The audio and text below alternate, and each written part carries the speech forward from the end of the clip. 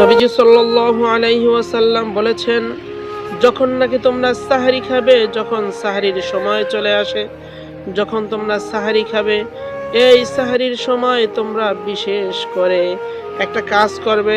সেই কাজটি হচ্ছে তোমরা খানার যতগুলো লোকমা হবে এই লোকমাগুলো একটু বাড়িয়ে দিবে।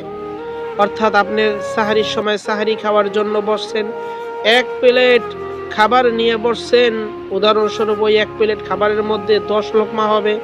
নবীজি সাল্লাল্লাহু আলাইহি সাল্লাম বলেছেন, এই 10 লোকমা খাবারকে তুমি 30 লোকমা 40 লোকমা করবা।